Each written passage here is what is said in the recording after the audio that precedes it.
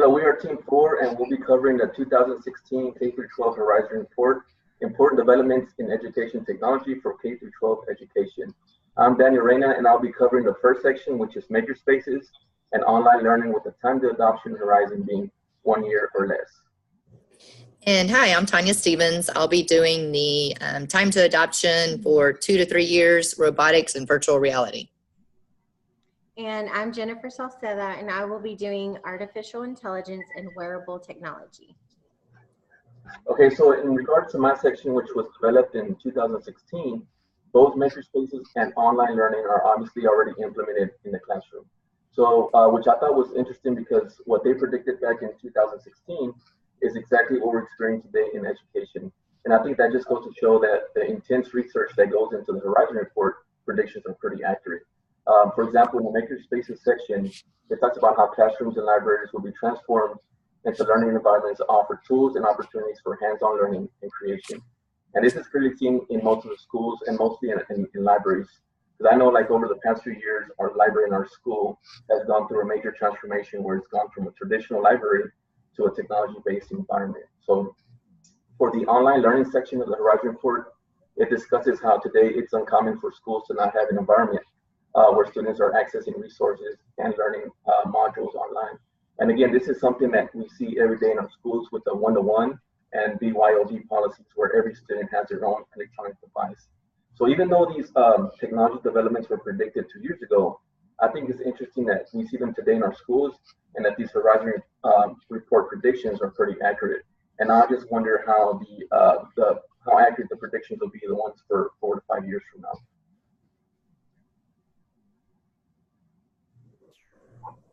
That's so funny. Just like said half my stuff I was going to say, Daniel.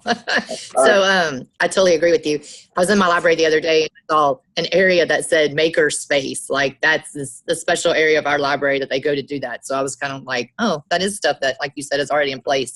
So that's pretty cool. So for the robotics and the virtual reality, like Daniel said, this was a 2016 report and this was for 2 to 3 years. So it's kind of already in place now.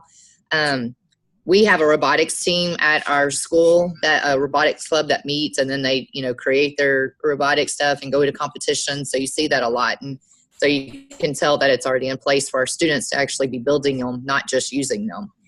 I'm always concerned with the fact that it might be taken away from our human jobs, but in this report it states some worry that they could take away from jobs from humans. However, others point to a more favorable outcome where people are freed up to concentrate on higher level tasks. So, I never took that in consideration. So reading this helped me feel a little more comfortable with the projection of robotics coming into our schools more. The main thing with it is, as we always discuss, is making it interactive for the students so that it gets their interest, it builds their interest, and starting at the earlier age is getting our students more interested in the STEM learning, which we hear a lot about these days. With mathematics, with engineering, with science, all that stuff that's so important for our students to learn. So that was part of the robotics, and it kind of leads more again into the virtual reality, making that connection for our students without the distractions of everyday life, getting them to view other stuff around the world without actually having to travel there and do it. So again, we're seeing that in our schools a lot more, with the technology growing and building and introducing those kids to those areas. It says virtual reality engages students in a fun and exciting way that increases retention. So the more we can get their attention, the more we can make it interesting for them, the higher likely they're going to stay and want to learn more. So back to the ISTE, and with the ISTE reports, that's all it is. It's about interest for the students and the teachers learning and developing the skills to do this type of upgrading in our technology. So I believe in Daniel saying with the Horizon Report, it's on target, and I believe it's driving our education these days. Okay, my part was really, I don't want to say scary, but very eye-opening because it was artificial intelligence. It talked a lot about online teaching and and that's why, because this is where teaching is headed. And I read a little bit about how they're trying to study like words and tone and a lot of biological function, like of animal brains to study. And I was like, what? That is crazy to me. But it's all to enhance online learning. But I found out a little bit of history. They actually had a couple of cases where computers beat like the chess champions and like 2 Jeopardy champions. And then I don't know if you guys were aware, but like in 2016, Google has a program called AlphaGo, and AlphaGo defeated a Go champion, which is some like an ancient Chinese game. And so that's where all this is coming from. Like they feel like, well, we can get computers to beat humans in like these games, so let's see if we can channel it towards like education and helping students learn. But I thought this was very interesting, and I wrote the quote down. It says, as the human competitor became more brazen in his gameplay, the initially peaceful AlphaGo became increasingly aggressive. And I thought that's the part that scared me a little bit. But and then I kept reading further, and it talked about bolstering productivity in the workforce. And I think that's where where it seems more positive. I disagree. I don't think teachers can ever be replaced. And I know I've talked to you guys a lot about our personalized program that we have at our school, but it's very different from what they're describing, because it's not a program studying the kids' behaviors and how they answer questions. Basically what it does is it answers, the kids take content assessments, it gathers the data and puts it on the platform, and then teachers are supposed to look at that data, analyze it, and then they form workshops, which is like small group instruction. So I'm okay with what we're doing. I guess where this is headed is it's a little bit scary, but I guess if it's in a positive way, I think it can be really helpful, especially to the workforce. It talked about like Alexa and Siri.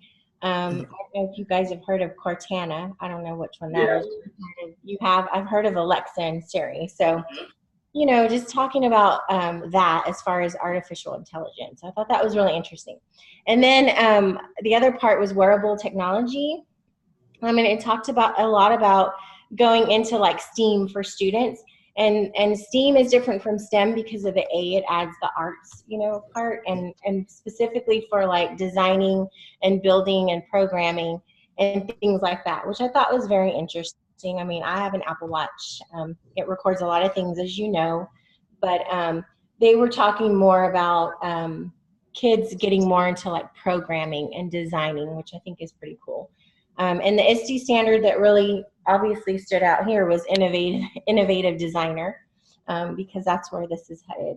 So the only other thing I wrote down is that by 2020, the global wearable technology market will grow to 34 billion with 400 million devices sold. And I thought that's where everything is headed. And actually, while I was reading this, I was like, I need to, you know, kind of push my boys to go into like computer science, because that's where all the jobs are going to be. Yeah.